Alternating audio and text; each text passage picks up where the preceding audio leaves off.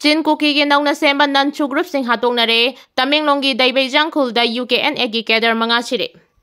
Manipur gi singi area singda operate tawrakiba Kuki Zofur ki tongan ma militant group singbu Kuki National Organization KNO amasung United People Front UPF ki makhada Kanglu ani thongna khomjilaga Manipur amade Union Lengaka kumjali sing ani nipandagi official oina suspension of operations sugi ayaba thamnaraktuna nakalahungi marakta wari shanaba horakpadagi Mei 2016 dagi thorakiba lan asidagi Manipur lengangna mamang jahi 2013 February da su signatory dagi handokraba matungda nauna sengkiba Chin Kuki singi militant group ani gi marakta khut thoknaduna hatoknaba horakle ngarang numidang amasung asi ayuki lonaba nongyai matung pung anirom tarakpada Tamenglong district gi nungba subdivision gi manung chenba Longpi khulga nakna laiba Daibejang khulda su tawnabada yaudriba Chin Kuki militant group ani gi marakta khut thoknaduna party amana amagi commander yauna cadre manga hathre hairi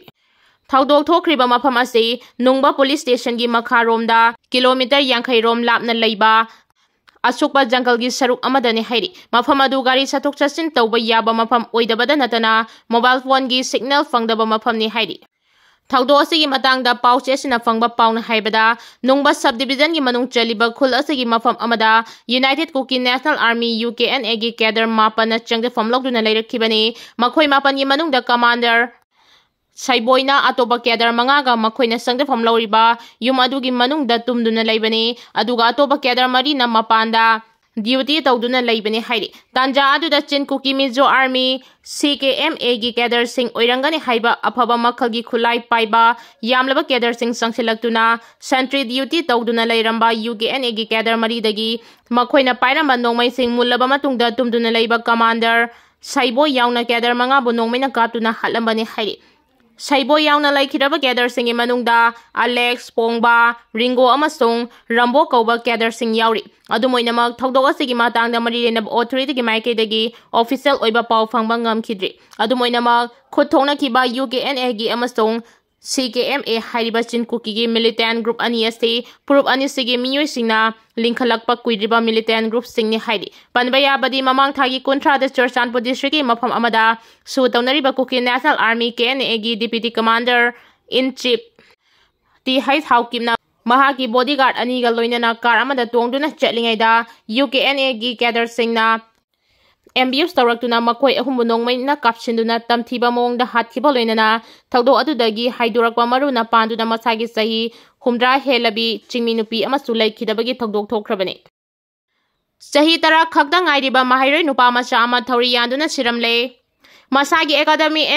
January tarik 2015 gi matungina sahi tara rom tangairiba nupa macha ama thauri yalamle haiba thaudokta kanba ngamdana laikhidre thaudok ase mahak mathanda sijanaba hona kibra natraga mina hatok pibra haiba chapchana khangba ngamkhidraba oirabaso thaudok ase gi mayokta JSC against a natural death of Puri Sangbam Santo Sengkibaga loinana JSC asigi convener Jaya Khangembam na Bistupur gi deputy commissioner da wakachero ama pisinduna thaudok asigi achumba langlalandin puthokpi yu haijakre pause sina fangba pauna haibada ngasi ayu anganba pung mari rom tarakpada Puri Sangbam Santos Eli Pictru apokpa pi hais ningthem kauba Phawgak Chau Ikhai Awang Laikai Ward number 1 dagi Saiton Ward number 2 da laiba Lamjing Maira Mahikol School gi boarding gi campus da hauba Gulmohor Pambi amada thauri yanbani haiduna lairambani hairi mahakpu thengnaba miyoi singna panthadana mahakpu kwakta dagi PHC da laikananaba Pukhatki adubu ayuki pung mariga minute 50 rom tarakpada Dr. Singna kananaba honabada ngam hogdabadagi laikhidabani hairi thaudok asigi pau tabaga Phawgak Chau Ikhai PS ki team ama laktuna thaudok thopamda yengsinki loinana unnatural death UD case ama register tawduna lokhatki laikhidaba nupa macha ase school asida class 6 tamlibani hairi adumoina thaudok asi singna ningai oi hairaduna JSC ama semduna thaudok asigi asumba langlanglanin puthokpinaba DC da aiba chirol ama pisin khibani hairi numit kunigi manungda India lengang na border fencing khabagi thabak toktuna FMR hanjil hangadabani United Naga Council UNC na lusingduna All Naga Student Organization Manipur Ancham Naga Women Union NDW amadi Naga People's Movement for Human Rights Child NPM Haisar Esna numit kunigi manungda India lengang na Nagagi lairiba Ancestral Territory gi manung chaliba Indor Myanmar ngam khai fencing khabagi thabak topga loinana Free Movement Regime FMR adu amuk hana chana hangadabani haina Indian Lengaki Ministry of Home External Affairs ta Akanaba Wapham Thamlkkhre numit kunigi manungda Indo-Myanmar border fencing khabagi thabak tokpa amadi FMR amuk hana chanhan bahaina India lengakta thakiba ultimatum adu memorandum oina Manipur Governor Ajay Kumar Bahalaga ngarang Raj Bhavan da unabada pisinkre memorandum aduda nagagi lairiba tongan malupsing asigi makedagi India lengakna paikhalaliba border fencing khabagi thabagase amadi FMR lauthokkiba adu Naga Miyamna Akanaba tanaramba leite adugumba India lengaki khongthang asina United Nations Declaration on the Rights of Indigenous People UNDRIP gi lairiba article 826 amadi 36 adu violate tobani haina India lengaki mathakta maral siri border fencing amadi FMR scrap tawkibagi matangda Naga Miyamna gi lairiba tongan balup kayana yaningda bufongdoktuna akanba khongjang kaya sanction kibada nadana lebagasi Prime Minister amane Union Territory yauna tongan ba high level officials singdasu memorandum pisin kibalekre Senapati Sandel Ukrulamadi Kamdong District Chaliba Chahi Asigi January Thadagi Hauduna July Thachida Naga Miyamna gi lairiba tongan ba CSO amadi Khunja Singh Maike degi Indigenous Land Right adu India lengakna ikai khumnabaga loinana Indo-Myanmar border fencing khabagi matangda authority gi maike degi chathariba border demarcation gi thabak khudakta gi lepkadabani haina rally na singba khongjang kaya sanction kibasu laikhra hairi loinana ngarang UNC na lusingba tongan ba CSO single loinana India lengaki mafamda border fencing khabagi thabak amadi FMR amuk hanna hanjin hangadabani haina thariba numit kuni asigi manungda thabak to onthoraktrabadi Manipur gi Naga Miyamna namna khunda laitaduna leiriba singi district singda akanba makhal makhagi khongjang changchingani haina su memorandum aduda pali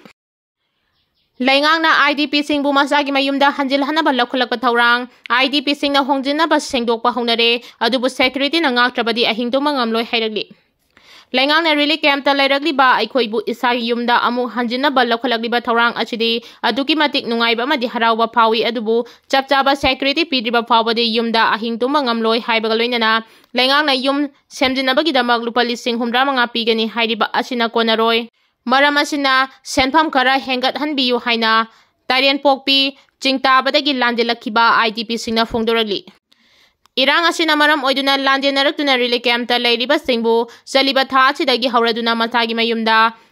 changhanba hauragane haina Laingangna thaurang tawrakkibagi matungina ngarang Imphal West District ki Tarian pokpi chingtaba khulda district asigi deputy commissioner M Rajkumar yauna lengaki official single loinana Hanjinduna lairagadaba yumsing yengsilaba matungda IDP singna masa mathagi yum inkolda changsinba yanaba sengdokpagi thabak hokre lengaki maikeidagi lakhulagliba thaurang asigi matangda paumi kharana Tarian pokpida chatuna yengsilubada theinarikiba ningthaujam nanaw kobi nupa amana hai lengangna lakhulagliba thaurang asi aduki matik nungaiba phawi chahi ani hena relic camp ta awaba kaya mayokna duna lairagliba sida lengangna yumda changhanaba honarakpagi thaurang amagi saruk ama oina ngasi yengsinbiramba asi nungaiba phawi adubu lairiba phibam asida matik chaba security na phajana thamdriba phawbadi aikhoi changlaga ahingtumba ngamloi lengangna phana yamna yumda hanbina ba thaurang tawrabasu changadoriba miyoi singi ngak senaba thaurang tawriba phawbadi changba ngamloi loinana chahi ani hena yumda changlaktrabanina aduki mate yum singi phibam sokchinbana lengangna pigadoriba senpham sing asinadi semjin sadinbada awaba ma oide maramasina senpham asi khara hengatpiu haiki Tangai fadana Tarian pokpigi oina mafam ahumda state force yauba combined force sambiyo amadi lengangna yum chemjinaba amadi awat apa menanaba pigadoriba lubalising humdrama gi senpham asti khara hengatpiu haina su mahangna phongdoki ngarang Paumi sing amadi khunda singa puna hongjinduna lairagadaba yumching yengsinmina rubada chahi ani hena hundoklam labanina kanana chu yengsinbidabadagi yumching ayamba matam kharagi mamangda lenta kibana yum kubliba jingar sing paktangna hoba madi sauna mangata thogalamba sing thengnaraki khunda singna phongdorapagi matungina lengalna security pigani hairabaso pifam thokpa compensation piduna yum chemjinriba phawbadi isagi yumda hongkhiroi haina su phongdoragli Ngarang paumi singna chatuna haktheina yengslobada Tarian pokpi singtaba khulda laihoriba yum humra rom chahi ani hena mi leinadrabanina hongjinduna laiba yabagi phibam oihaudri Bangalore da Mizoram amasung Manipur dagi nupi ani dagi lupa crore 13 henbagi koken phare ꯄꯥꯎꯒꯤ agency ꯑꯁꯤꯅ ꯇꯧꯔꯛꯄ report ꯑꯃꯗ ꯉꯔꯥꯡ directorate of revenue ꯏꯟꯇꯦꯂꯤꯖꯦꯟꯁꯅ ꯕꯦꯡꯒꯂꯣꯔꯒꯤ ꯃꯐꯝ ꯑꯃꯗ interstate ꯅꯥꯔꯀꯣꯇꯤꯛ ꯇ꯭ꯔꯥꯐꯤꯀꯤꯡꯒꯤ ꯃꯥꯌꯣꯛꯇ ꯆꯦꯠꯊꯔꯛꯄ ꯑꯀꯟꯕ ꯊꯕꯛꯀꯤ ꯃꯅꯨꯡ ꯆꯟꯅ ꯃꯤꯖꯣꯔꯥꯝ ꯑꯃꯁꯨꯡ ꯃꯅꯤꯄꯨꯔꯗꯒꯤ ꯅꯨꯄꯤ ꯑꯅꯤꯗꯒꯤ ꯂꯨꯄꯥ ꯀ꯭ꯔꯣꯔ 14ꯒ ꯂꯥꯈ 64 ꯃꯃꯜ ꯑꯣꯏꯒꯗꯕ ꯀꯣꯀꯦꯟ ꯐꯥꯔꯦ ꯍꯥꯏꯔꯤ꯫ ꯗ꯭ꯔꯒꯁꯤꯡ ꯑꯁꯤ ꯕꯦꯡꯒꯂꯣꯔꯒꯤ ꯀꯇꯟꯄꯦꯠ ꯃꯅꯥꯛꯇ ꯂꯩꯕ ꯃꯐꯝ ꯑꯃꯗ DRIꯅ ꯆꯠꯊꯕ ꯑꯣꯄꯔꯦꯁꯟ ꯑꯃꯗ ꯐꯥꯒꯠꯈꯤꯕꯅꯤ꯫ ꯗ꯭ꯔꯒꯁꯤꯡ ꯑꯁꯤ ꯅꯨꯄꯤ ꯑꯅꯤ ꯑꯁꯤꯅ ꯁꯥꯄꯣꯟ ꯀꯦꯠꯁꯤꯡꯗ ꯍꯥꯞꯂꯒ ꯄꯨꯔꯛꯈꯤꯕꯅꯤ꯫ ꯐꯥꯔꯕꯁꯤꯡꯗꯤ ꯃꯅꯤꯄꯨꯔꯗꯒꯤ ꯂꯥꯜꯖꯥꯝ ꯂꯨꯕꯥꯏ ꯑꯃꯁꯨꯡ ꯃꯤꯖꯣꯔꯥꯝꯗꯒꯤ ꯂꯥꯜꯊꯥꯡ ꯂꯤꯌꯥꯅꯤ ꯀꯧꯏ ꯍꯥꯏꯔꯤ꯫